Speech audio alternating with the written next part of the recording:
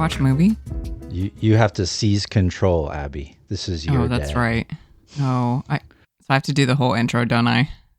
Yeah, you have to talk about your birth too. Oh, damn. Just Well, kidding. it's not my birthday. You don't have to do that. Yeah. It made me laugh because obviously like Chrysantha's month lined up with her birthday, Jake's lined up with his, but mine and Abby don't. But Jake went full throttle and being like, this is my birthday.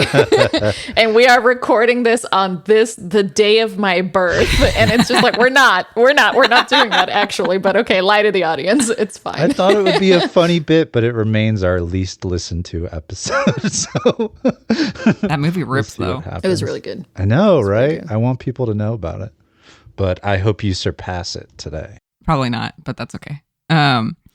All right, everyone. Welcome to a bonus episode of Lights, Camera, Accolade. We are going to be watching a movie of my choice. Well, rather, I'm going to give two movies as options and then have Sarah and Jake pick between the two of them.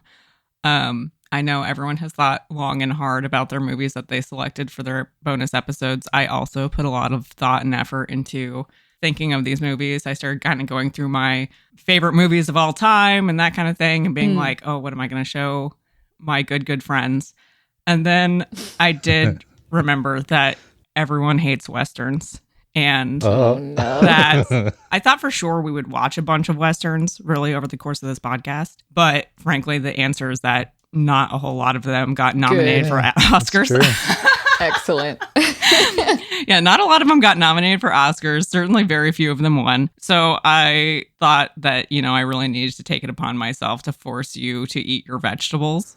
So that's what we're going to be doing. It's not a choice today. Between two Westerns, is it? Yes, it's a choice between two Westerns. So, however, I have been kind to you. Okay. Both of these movies are revisionist Westerns. So that's like a subgenre of Westerns. So this is kind of like a product of when the Hays Codes relaxed in 1968. Pre that time when they were really being influenced by the Hays Code and also, like post-World War II, blah, blah, blah. There's a big, really clear like good versus evil, good guys and bad guys things in traditional Westerns. Revisionist Westerns don't have that. Frankly, most of the Westerns you're probably thinking of are part of this revisionist Western genre, like the spaghetti Westerns, all the Sergio Leone stuff are technically revisionist. All the Clint Eastwood stuff. So these are both revisionist Westerns. They're also both movies that kind of feature like hard-bitten men, but they're being driven through the story by women whose role the audiences may not really understand yet as well as they think they do. So we've got some interesting things happening in both these movies. They're also only an hour and a half long each. So thank you. Beautiful. So, two movies. We've got Two Mules for Sister Sarah, which is from 1970, one of Jake's favorite eras. Yes. This has kind of some notable hallmarks of the genre. I've heard of this. Yeah. Good. So, it's got like a Morricone score. Clint Eastwood is there. It's set in Mexico, but it is kind of concerned with like an interesting slice of history where it's when the French occupation was occurring in Mexico. Oh, cool. Maximilian. Yeah. It also features like the titular sister Sarah, who is a nun played by Shirley MacLaine. Love her. I just want you to know I'm just like squinting at my screen this whole time. but like, okay, all right. You have to be open-minded. I don't care if Captain, you love it. Today is about You're gonna experience relinquishing it. your iron grip of control, Sarah. Okay. We're immediately going to revoke podcaster choice. The movie is named after you. Yeah, there we go. Relax. It's your name. It's in the title of the movie. I know Shirley MacLaine and She's Clint great. Eastwood, and my name is in the title. So far, this one's like winning by those virtues. Got Making a joke. You're like, seriously, like. No, I was just, what can we decide this by? Okay. My second movie was going to be The Sisters Brothers because I think that more Westerns should be scored with experimental jazz. However, I am currently mad at Riz Ahmed, so we're going to go instead with Slow West, which is a 2015 movie which stars Michael Fassbender as a bounty hunter hired by a Scotsman, Cody Schmidt-McPhee. And he is supposed to be protecting him while this Scotsman kid is searching for his lost love. It's kind of like really outstanding, gorgeous cinematography, gorgeous to look at. And it uses a really interesting aspect ratio that was really popular in the 50s and 60s. So it's kind of really leveraging this kind of like old formats to tell like a new and interesting kind of story. So contemporary versus peak cinema era. That's a tough choice. And I like Fassbender a lot. I can't really think of anything I haven't liked him in. Oh, shit. This is hard. He looks like a shark. He does look like so a shark. many teeth. He's married to Alicia Vikander. Talk about a power couple. Oh, I did not know that. That is a power couple. Yeah, for real. My instinct is, because I've heard of this movie and it is from my favorite era, to go with Sarah's Mules or whatever it was called. Two Mules for Sister Sarah. Yeah, right. I think that's where I lean, but I would be happy to try either. I feel like I might lean a little bit more towards contemporary movie, only because the only Westerns that I've enjoyed, but to be fair, I haven't watched many, but I liked The Power of the Dog, and that was super recent. Yeah. That also And has then- Cody Schmidt-McPhee in it. Who's I don't that know again? who that is. He plays the like the younger guy in Power of the Dog, and he he Oh, was also, Kirsten great. Dunst's son? Yeah. Okay. Yeah. Cody and he's also he was in really, Clone. really good. sounds like the boy who lost out to Haley Joel Osment in the late 90s to be like I the boy think of that era. he is a child actor, like, but I think he was like the boy of the era in like Like the 2010s or something. the 2010s. Yeah, exactly. The Jackie Cooper of his day. Yeah, he did like there's only one The Road boy. and Dawn of the Planet of the Apes, X-Men Apocalypse. So yeah, I like haven't 2010s. seen any of those. And then I also liked Tombstone, which isn't like super recent, but it is more in the era of movies that I grew up with, 90s plus, you know?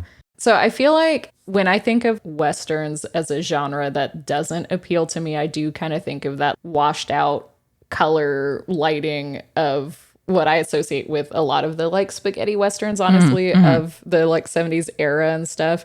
And that might just be like fully judging a book by its cover. And maybe I should give them a try, but am I ready to give them a try today? Understandable. You know? I think I lean contemporary, and I think I'll probably be more open to 70s Westerns and stuff as Once we we're get through in our the main 70s. podcast. Yeah, exactly. And can just like really appreciate that era of movies more. Yeah, it's definitely a very specific flavor, right? Like you have to kind of be Right. ready for the extreme film grain and everything being brown. Exactly. Which everything being brown with the Westerns and stuff is just like, man, I need color. I mean, you know? everything is brown in the 70s, like just as a like as a forewarning, everything is I brown. genuinely think that's partially why I've only seen a handful of movies from that era, like the ones that are really, really lauded, and have less of that look, honestly, overall. So I do need to get over it, but I'm not ready to get over it today. So I guess my vote is for the Michael Fassbender one. So we are not making it easy on you today, Abby. I think You have that to be the- Sarah has made a more compelling argument for her choice, though, in terms of like what she might enjoy versus Jake. I think that you should seek out Two Meals for Sister Sarah on your own, because I actually think Yeah. you would really enjoy it. It's excellent. Anyone listening to this should, even if you are not a Western fan, you should check that out because it's doing some great things. And also the chemistry between Eastwood and McLean is so good. It's impeccable. Yeah, she's But- great. We will do Slow West. Oh. Thank you.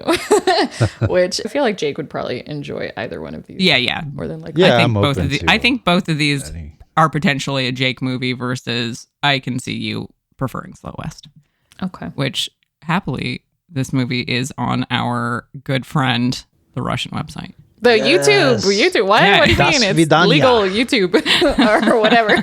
It's on. We are renting this movie Yeah, on we're- Amazon Let them Prime. keep Thank the you. Don We're Boss. definitely renting. Just let them take Crimea, all that shit. Who cares? We got movies. Oh no! Cut this. Cut all of it. Yeah, this is Don't not cut it. making I'm it out of getting the paid studio. by Vlad. You and so many other people. He's not paying you enough. All right. Apparently. We're scrounging for Patreon subscribers like this. All right, so we're going to go watch this movie and then we'll come back and talk about it.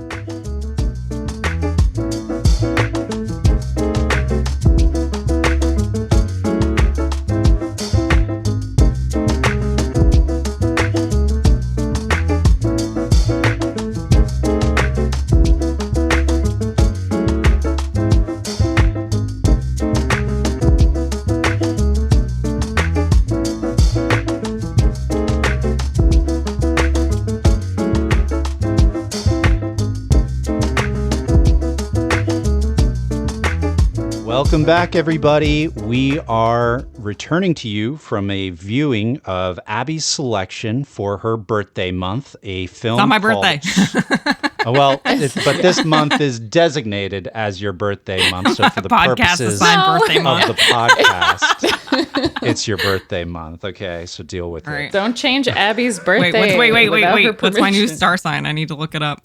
Yeah, Her it's gonna have a lot of sign. you're implications. For August. You're a Leo or a whatever else is Virgo? in August. I don't know. Okay, so August Oh, yeah, 22nd. I think I like clipped over being into a Virgo by one day if we're counting it as like recording days. So Yeah, Virgo. Now you can choose whichever horoscope you like better, I guess. I have one thing to say to you before getting into a description of this movie, and I mean it in the kindest terms. I love you at this point. I consider us friends, but fuck you for picking this movie. This is gonna like fuck up my head for the rest of today, and the audience will hear more about what I mean in a minute. All right, so we just completed a viewing of Slow West, a movie that takes place in 1870. It centers on a young man named Jay. He's a Scottish aristocrat, and he's in the middle of a long journey. At this point in his quest, he's somewhere on the western frontier of the United States in 1870. He's traveling by horseback, alone, and with only his wits and his undying love for the object of his search, Rose, to guide him. You see, Rose was a kind, beautiful peasant girl from back home in Scotland who Jay was very close with. They'd play on the beach together, and Jay would bask in Rose's company and companionship, despite their class differences. But some event, at this point in our story, unclear exactly what, compelled Rose and her father to flee Scotland for the American West, and Jay now finds himself on an unrelenting quest to find her, the woman he loves, and deliver her from danger. As the inexperienced Jay makes his way through the untamed new world, he encounters various horrors and dangers. This is a rough and tumble, and though beautiful region, where violence is the currency and life is short. When Jay runs into some ruthless Indian slayers, it appears that his goose may be cooked, but that's when we're introduced to the rugged outlaw Silas, played by Michael Fassbender, who we all know and love, who intervenes to save Jay from the violent men. The older Silas points out to Jay that he will surely die without help as he makes his way west. Silas offers to act as Jay's guide and protector for $100, $50 up front, and $50 upon eventual arrival at their destination. Jay, an intelligent, if naively idealistic young guy, acknowledges the wisdom of Silas's words, and the two set off together. As they do so, it's clear they're being shadowed by a band of hard-bitten banditos off in the distance. Silas and his ward Jay gradually make their way through the epic landscape of the American West. Along the way, they encounter danger at almost every turn. At a general store in the middle of nowhere, they very narrowly escape being caught up in a ham-fisted robbery attempt. During this encounter, Jay shoots a young woman robber, saving Silas but filling him with guilt as a result. Outside the general store, they see two small children, the now orphaned offspring of the gunned-down robbers. Silas, in a cold but calculated tone, tells Jay to wipe away his tears and to move on. Jay's soft upbringing and humanitarianism creates friction with Silas, who's a totally practically minded veteran of the violent world they now find themselves in. Disgusted by what transpired during the robbery attempt and its aftermath, Jay eventually flees from Silas in the early morning hours, committed to making his way alone and keeping his hands and his conscience clear moving forward. It's at this point in our story that we're treated to a flashback from Jay and Rose's days together back in Scotland. One night, you see, Jay was spending time with Rose in her family's small home, a place class customs dictated he should never have found himself in due to his noble rank. They express affection for each other while together, with Rose telling Jay that she loves him like a brother. Then there's a knock on the door. It's Jay's uncle, a local lord, come angrily to look for him. In a tense altercation outside the home, Jay's uncle strikes Rose, which causes her father, played by the Hound from Game of Thrones, to push the aristocrat down. The man hits his head on a rock and dies, and Jay's family panics. It's this altercation, we learn, that compels them to flee their homeland to get a fresh start in the U.S. A short time later, Jay himself follows them, committed to finding and protecting Rose. But word travels of Rose and her father's escape. Now there's a bounty of $2,000, a pretty sizable sum in that day, for both fugitives, dead or alive. Numerous bounty hunters in the West are attempting to track down the two, including a mysterious man dressed as a priest, the shadowy band, led by an outlaw named Payne, played by Ben Mendelsohn, the group that's shadowing our duo, and of course Silas himself. That's right, it seems that Jay's erstwhile companion is also out to use him in order to find his love and gain the reward money that her head promises. Jay struggles to survive the journey west on his own. Soon he stumbles upon a kindly German immigrant named Werner at his camp and buggy. Werner welcomes Jay to his campfire and explains that he is documenting the ongoing genocide of the Native Americans by white settlers. In Werner, it seems that Jay may have found a kindred spirit, and he drifts comfortably off to sleep after receiving some words of wisdom. Jay dreams of Rose in a home, sitting peacefully at a table, near Silas actually, who's contentedly reading a newspaper. Rose then picks up an unseen infant and lovingly refers to him as silly little Jay. Jay awakens in the morning to find he's been robbed by Werner, who's made off with all of his belongings in the night, leaving Jay with nothing but an uncooked egg and a note with an arrow saying West. As Jay struggles forward with nothing but a blanket and his long johns, Silas eventually comes upon him. Humbled by his experience with Werner, Jay agrees to travel with Silas again. The two men gradually begin to grow closer. Jay begins to draw lessons from Silas's actions, and Silas develops a kind of admiration for Jay's pure-heartedness. Over time, Silas begins to doubt his long-term plan to betray Jay, kill his love, and make off with the reward money for himself. One evening, Silas is teaching Jay how to shave with a very large knife, when Payne, the leader of the gang that's been tracking the duo, walks into their camp and offers to trade some absinthe for their coffee, which is actually tea, as Jay points out, being from the UK. And so they share their fire with Payne. Silas and Jay become quite drunk and appear to be having a fun time with the gang leader. When Jay leaves the camp to pee, that's when Payne seizes on a drunken Silas and explains that he knows why he's helping Jay, and that he and his gang are also after Rose and the reward money for themselves. We learn that Silas actually used to be a part of this same gang when he was a younger man, and Payne invites him to return to them, an offer that the drunken Silas refuses sternly. After mistakenly stumbling into Payne's gang's nearby camp and listening to the motley crew, including the two orphaned robbers' children, tell tales of murder and mayhem, Jay returns back to he and Silas's camp. Silas warns Jay of the futility of his quest for Rose, and the two get into a heated argument before passing out. They wake in the morning to find that their camp has been washed out by a river, and that all their belongings are totally drenched. Hungover but regretful, Silas and Jay reconcile. They tie their belongings to a long string between their horses to dry and continue to make their way west to Rose, with Payne's gang surely hot on their heels in the not-too-distant trail behind them. We then move to Rose and her father. We see that they've established themselves in a small but seemingly safe home on the prairie. Here they eke out a simple living, and they do their best to start a new life. They're joined by a handsome young native man who regularly trades with them and aids them. Before long, they're visited by a mysterious priest, in actuality a bounty hunter, who we were introduced to earlier in the film. He's there to slay them and to collect the reward money, but they don't know that. Rose senses danger immediately, but her kindly father admonishes her and points out that this apparent man of God is surely a good omen, rather than a foul one. The undercover killer then slips away from the home politely. In a heavily wooded area where they hope to lose Payne's gang, Jay and Silas narrowly avoid a deadly altercation with several Native American warriors, though Jay is shot through his hand with an arrow. Eventually, they're able to make their way out of the forest. They actually spot the small home. They're sure it's Rose's when they hear gunfire. Well, it's the bounty hunter in priest garb. He's now on the outskirts of the home with his rifle drawn. He shoots and kills Rose's father as the man works outside. Rose draws a gun of her own, and she and the handsome Native American companion she's with ready themselves for a fight. Far from the home, Silas pounces on Jay at this point and ties the young man to a tree. Sure that the outlaw plans to kill him, Rose, and make off with the bounty for himself, Jay thinks that he's about to be killed. But Silas reassures him. He's acting to protect Jay. He knows that the young man would be killed if he rushes off into a gunfight, particularly as they're both unarmed at this point.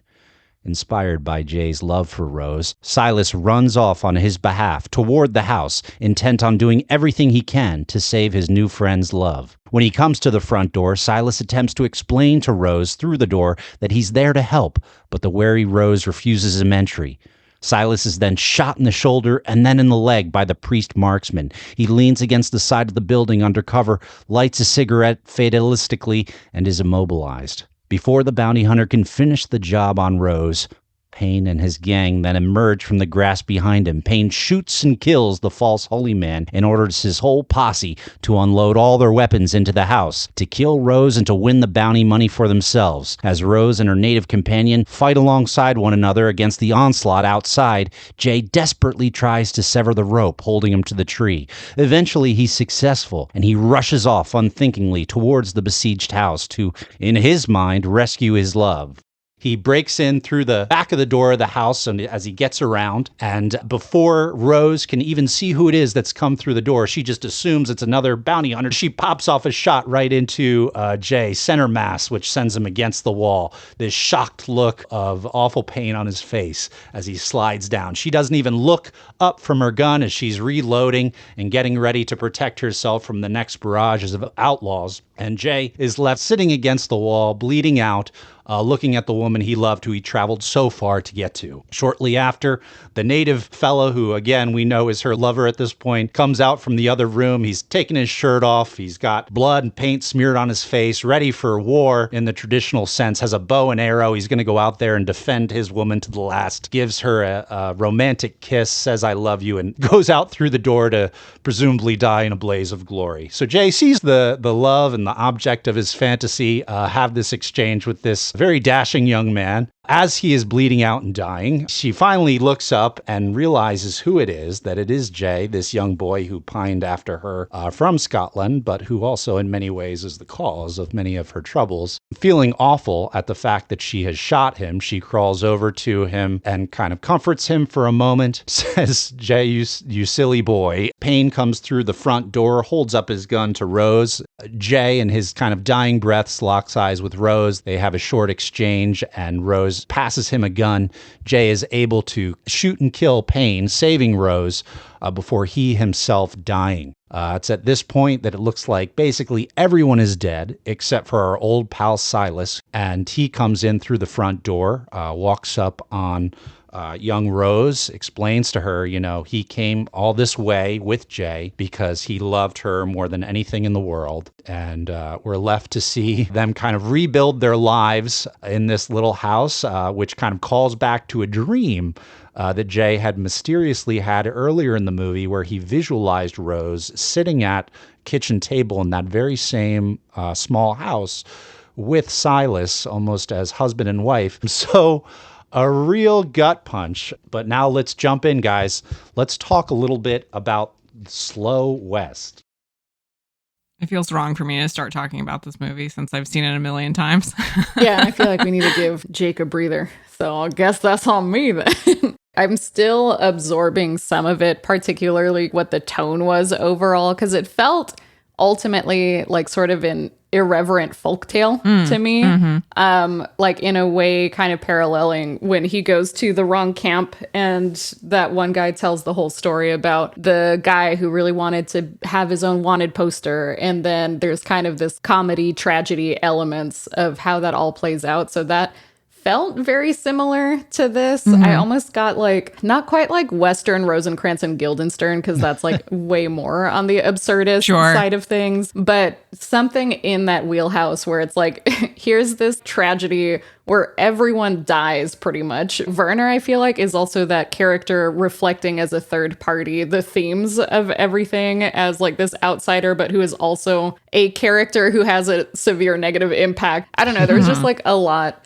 in there, and then you had, I don't know, just like a lot of visual gags as well in it. Yeah. You've got the literal salt in the wound. You have the fucking skeleton under the tree, hatchet still in hand, you know, clotheslining people. So there are like all of these comedic elements alongside what should have been this tragic story of this, you know, young kid who followed his heart to tragedy. And ultimately, I feel like as he's watching everything play out, as the light fades from his eyes, it's kind of that like, fuck, I'm not the main character. I'm a plot device. Yeah. It turns out. That I too am a caricature in this movie full of caricatures. Yeah, exactly. But yeah, I guess those are my initial thoughts, ultimately. Those are good initial thoughts, and I feel like they play right into the way Abby framed it from the beginning when she was kind of laying out our options today in terms of these being, what word did you use exactly for it? Not a satire of Western, but a it's a revisionist Western.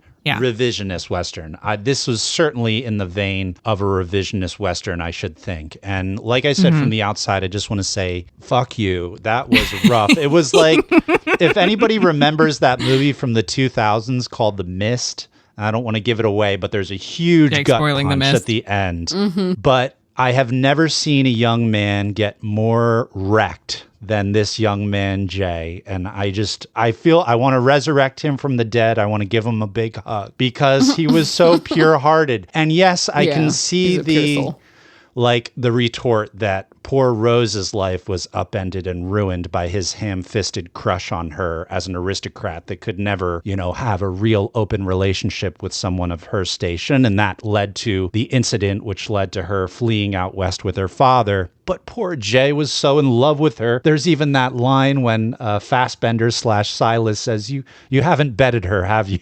Because he can tell just by the way he's talking about her that it's that kind of pure young love that kind of transcends, the more hard-bitten people. But man, what that final sequence when he came through the door, I was guessing. I was like, how's this going to end? Because he is not equipped to, save the day. But I did not expect that he was going to walk in and she was going to unload into his chest. And as you pointed out, salt falls into the wound as he's watching her make out with one of the hottest guys I've seen in a long time. There's a hot native guy who's in war paint with it. Again, this keeps happening. But you are turning your point of view into his point of view for what it felt like. He kissed her cheek. They said 3 words to each other. You could see the longing and sadness there. But this is again why I'm just I think she very much was in love with him, but they were just in those early stages of getting settled and had their whole life together. But you're viewing it straight up from Jay's point of view. From Jay's perspective, she's pregnant. Here's the thing, why are you downplaying this right now? That was the whole point of the scene, was to just wreck this kid as badly as possible from the instant he walked through the door. But it doesn't have to be that damn, they're straight up in a full relationship. I think the thing that is more painful. Oh my God. But it doesn't matter. No, I think the thing that is painful is that he sees that she wants to be with this guy. He's sacrificing himself for her, doing the thing that he wants to do. Yeah, kind of like the thing that he probably wished that she had done for him, when they were getting torn, when their life together that he was expecting got ruined because she had run away. But we don't get the implication that she was probably upset to have to leave home because her dad accidentally manslaughtered a guy. Right. But who had hit her, by the way. Yeah, who had hit her. That guy anyway. Just but it's not there's at no point do we get a sense of Rose has expressed any kind of regret for the fact that she has to leave. And really that's the thing that he's seeing in that moment is her desire to be with this person. Is what she wants. Yeah, it's here. He's basically seeing what she wants for the first time, right? Because she's actually showing it versus it not existing. He's not projecting it. Yeah. Yeah, but I guess it's male entitlement, but when you're young, especially, and because she's gorgeous and she's so nice to him and she's from a different world than him, so she might represent an escape or whatever. Yeah, and I think that's what this movie is about, right? Is hanging this idea of the relationship and the fantasy fairy tale version of what this is on the whole situation and chasing after it and then getting there, and that's not actually what it is at all. Yeah, exactly. Meanwhile, Silas is trying to warn him the whole time. And can we talk about the fact Silas is the one who gets to end up being with her in the end? So it's extra Thank you for salt your in the wound. sacrifice, Jay. Because he redeemed him. He showed Silas that there's more to life than like all of the bad things because Rose exists. And he's like, damn, you're right. So true. This was like taking, that idealism, as Abby said, and just fucking dragging it through rusty nails. Yeah, it was the full disillusionment moments and everything. But it hurt so bad. It's gonna fuck me up for the rest of today. Yeah. Okay, so Werner's character, love him, thought that was like a great inclusion in all of that. We'll call it a person very aware of the passage of time and how that changes how people view things. Like you said, selective nostalgia and mythologizing things that, while in the present day, we are currently actively destroying with no remorse. And then later we'll be like, oh, wasn't it a beautiful culture though? Also had that quote that I thought was just really good, which was like, in a short time, this will be a long time ago. Yeah. Like, love all of that, right? So it just gives the sense for the movie. And I think this is also additionally supported by one of the last sequences before the like happy life, just being every single dead body that we've seen for people who have been shot and killed in this quest. As just like, these are already somewhat forgotten as we move on into the rest. So I was like, it was good.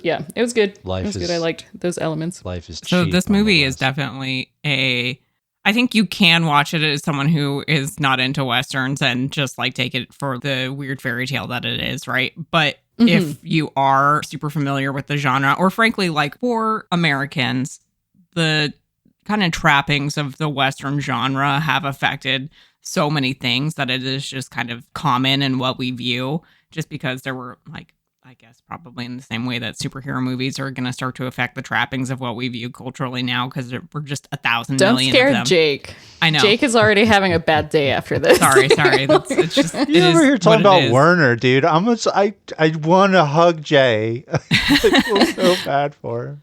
But like, this is such a movie of, I'm going to think of every stereotype from every Western I've ever seen and cram it into this movie. You've got like a cool assassin bounty hunter type. You've got like who is, I think people mentioned Trigun when we were watching this. That anime. Yeah, that was Wolfwood. That was his name, with like the big cross that's actually a gun. Yeah, the guy who's like styled as a priest but is actually an assassin, or like you've got every shape and size of outlaw in this movie, and then you've got like the rough and tumble guy. Very One Piece. Yeah, exactly. Everyone is dressed in a way like they are costumes. They're not clothes. Payne has that huge sheepskin coat that he wears everywhere. It's like very distinct silhouettes and that kind of thing. And even like the landscapes, or like how it's shot and how it's scored and that kind of thing, are all very much like, I'm going to think of every Western trope that I can put in here. And how can we look at that a little bit in a weird way or a crooked way, which is interesting. Yeah, I feel like I'm missing some of the context just for not having seen so many Westerns. So I think that's also why I walk away like being like, what is this? A Rosencrantz and Guildenstern, Tom Bombadil story, No, but I don't think you're wrong, though. I think your read on it is like apt. I love the small touch as another example of turning that idealism on his head, of the one henchman who's dispatched by the door and his hand was on the door, and someone is getting through that door and his pants have just fallen down, his ass is out. So it's like, and he has shit himself. Yeah, he has shit himself as well. Oh, I didn't notice that. Yeah. But it's like, there's nothing pretty or like, noble about this. It's just a bunch of ugly, toothless guys just getting shot and killed in the middle of nowhere. And I like all this romanticism and caricature is ultimately violent and just kind of pathetic. But at the same time, going back to like this being so much more of a colorful movie, especially for the genre, there's like that juxtaposition of, here's all of the ugly grittiness, but it's gonna look great. It's not gonna look like you're in the middle of a fucking dust storm, made by people who were out here like, oh, my favorite part of the Wizard of Oz was actually the sepia part. Like, it looks very vibrant instead. So, and I don't know if this was just my screen or if this was also intentional, but almost even like oversaturated at points. I think that's why it felt just kind of like a folk tale, fairy tale, but like in a very irreverent sort of way. Well, to talk more about how great Jay was, they even stumble across some like Congolese guys who are randomly in the middle of the tundra who are singing some traditional folk music. And Jay like pays them a compliment, shares some wise words in French with them. And just like, what a fucking guy. And I can't believe he's a sweet angel. That Rose, did what she did to him. Jake taking exactly the wrong way from this movie. You guys are saying Jay was a plot device. You know who's a plot? Silas was the plot device. Okay. I don't think Jay's a plot device. I think, in the sense of, I think he felt like a plot device in his dying moments. Yeah. The world is so harsh. The West is so ruthless. He never should have been there.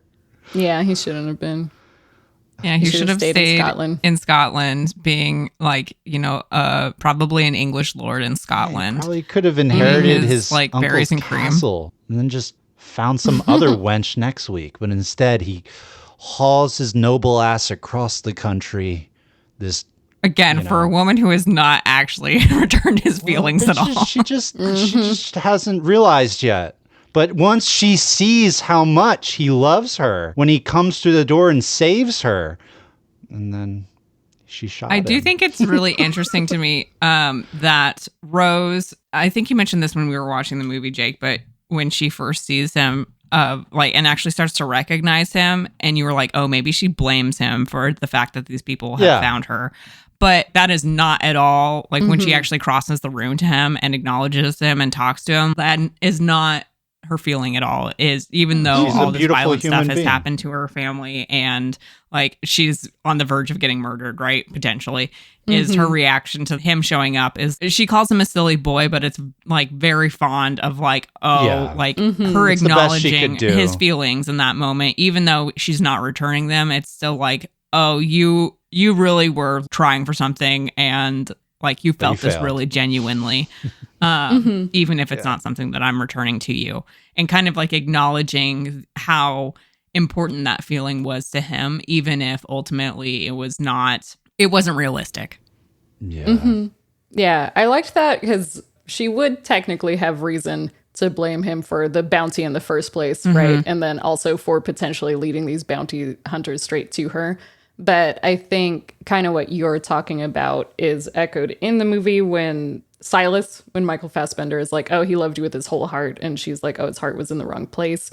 But then when he says, there's kind of like after a pause. He's dead. She could have just said something nicer than that. He's dead. It doesn't matter at that point. Well, the follow-up to that is when he says his spirit was true. Essentially, this was a beautiful soul, right?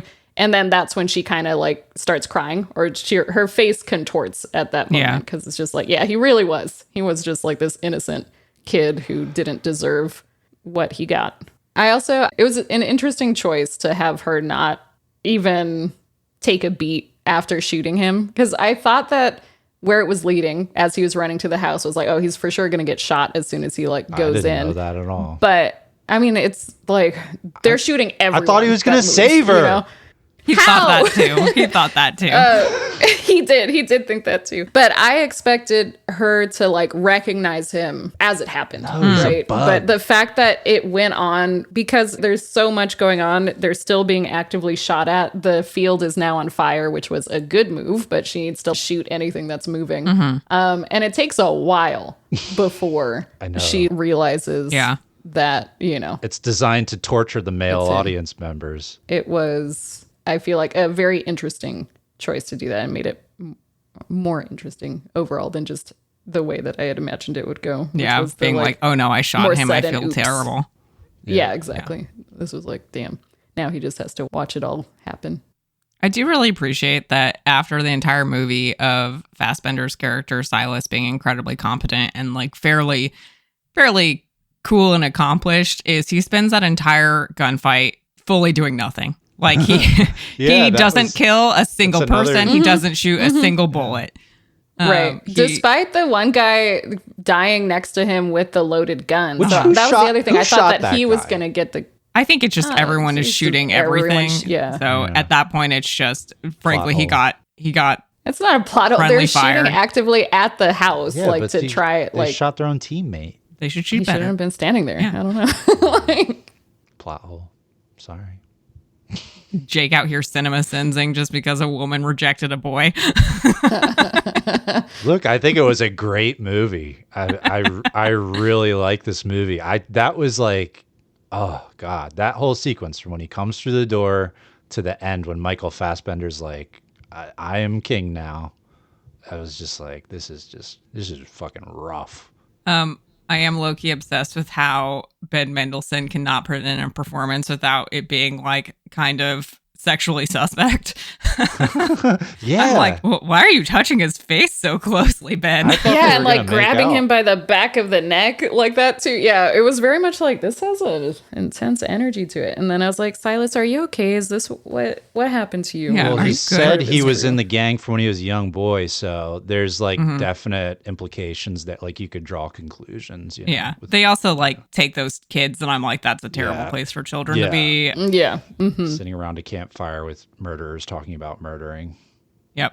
I don't think I've seen him in anything before though. Oh, He's Ben great. Mendelsohn? He was the He's- bad he's guy excellent. in that one Star Wars movie with the Oh, Rogue One. And, he's in a lot of Yeah, stuff, but He's really spectacular. He's a great actor. he's so menacing. I don't know that I've ever seen a performance where he isn't like where you don't want to leave the room immediately.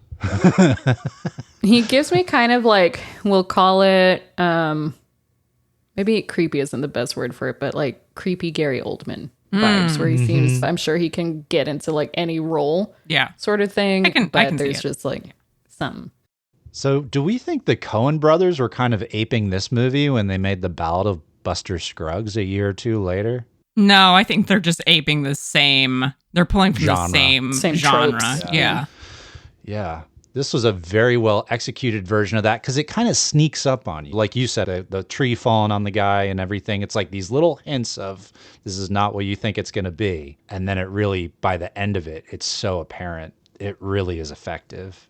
It lulls you in with the beautiful vistas and the visuals and the costuming. You think this is, like you said, just classic Western cinema. It is anything but. It's about to take your masculinity and rip it out of you and show you the way the world really works. All right. Do we have anything else to say about Slow West? I still don't know how I feel about Westerns overall, but Yeah, I think that's I enjoyed this one. I probably wouldn't watch Well, it next again, August, you'll get another opportunity. but- Oh my God. I'm gonna, what genres do you guys hate? Jake, I know Marvel movies. I'm just God. We know I hate biopics. oh so, yeah, that's true. Is there a Marvel biopic? I saw a clip of the new Superman the other day. I'm like, what the fuck are we doing? It was like Miss Rachel for adults. Like, you're Superman. Stop talking and I don't know. I'm so See, this is Jake's toxic masculinity. It really coming out. is. You can only push someone so far. Superman talking about his feelings. This boy going in to save the woman only for her to shoot him and say, "Oh, you're such a cutie," before he dies. What are we supposed to do anymore? Can't believe we've given Jake a crisis. I know. Maybe we should pick the other movie. I'm not right wing. He's not well. I'm just like, I'm tired. Just take these feelings and internalize them and think about them for a while. I think yeah, I I've think been it's doing good. that for years, Abby. Yeah. I think it's good to have these feelings and think about them. So. yeah. Oh, wait, I have one more thought. So- Oh, yeah. Go for it. Okay, so this movie, I feel like this is just splitting hairs, but it's kind of more like frontier. You know, you got like woodsy frontier versus like the desert western, you know, and I think I'm a little bit more okay so long as they're like trees. Sure. You know? So you need a tree for your western to be watchable. Got it. Exactly. You don't want to see dusty prairie western. Oh my God. Yeah. No dusty prairie western, Okay. no tumbleweed, you know, like Got it. Again, maybe I need to give it more of a try, but You could I also- generally feel like, You might just be anti-spaghetti western. okay. But have you even seen a spaghetti western? Yeah. What westerns have you seen, Sarah? Name all of them. Oh Show my us God. your papers. What westerns have you seen? Well, I've seen clips of The Good, the Bad, the Ugly. Okay. Clips. Got it. And I've seen clips of Marvel. You know how I feel about that. I know you saw Power of the then, like I Dog. said, You saw Tombstone. Tombstone is a dusty movie, though. Tombstone is a solidly tumbleweed movie. Okay, yes, Tombstone is a dusty movie, and if Doc Holliday weren't such a fun character, I wouldn't really care Doc for Holliday Tombstone. makes that movie. He makes that movie 100%. Val Kilmer is so great. I miss him. And then I saw True Grit, Okay. and that one I also didn't really like. The It's not that I original or the disliked remake? it. The remake, the Coen Brothers one. Yeah. So I was kind of excited about that. And I don't think it was a bad movie, but I couldn't get into it. Mm-hmm. So, and then Slow West. That one also, True Grit also has trees in it, though. So I think maybe yeah. Sorry. Damn, sorry so to just the blow up trees. your like tree My theory. but, yeah. Damn. What about No Country for Old Men? That's it. That's not a Western. Yeah, it is. It totally is. It's a modern Western. I don't. Sarah, I don't it's not agree just with about this. the hats. It is. It's about There are the hats in that, though. No, Well, No Country This for is the Old Men most is absolutely. Unnerving Okay, bowl cut okay. in history. And Wait, that- the other thing too about Westerns that I don't tend to like is the period piece aspect of it. And I'm not like anti-period pieces, but if it's 1800s Is it 'cause prairie, it's conservative et cetera, coded? I can't get into You it. I lib? have no idea. I can't get into them. But I think that is part of it. So even if No Country for Old Men might share a lot of the things that maybe you guys like about Westerns, I still feel like this is a contemporary, familiar setting that happens to be like in the desert, you know? Okay, so you need a contemporary I Western. feel like your hate is very arbitrary. I don't know. I haven't given a lot of thought to it. So maybe I reflect on this. You reflect on whatever you're dealing with after this movie. Oh, that's a taller order. That's not fair. And I'll feel then, good about giving everyone something to think about. Exactly. And which honestly, you know, Jake's choice for his birthday month kind of did that too. You know, we all walked away being like, got them some stuff to think about. So I don't know why maybe this is one the was theme. so much more disturbing than that one. You would think that one would have been more disturbing, but this one hitting me hard. Yeah, this one really affected Jake, you know. I'm but not this ready is the to- fun part about movies, about like what resonates with you, you know. There's other good stuff about Jay we didn't even talk about. Like, We can do like a quick little round. For Jay Cavendish. he has all these supplies. He was so well prepared. He's quoting classic literature and scripture. He speaks multiple languages. You know, he's handsome in a kind of twinky kind of way. He had a cute horse.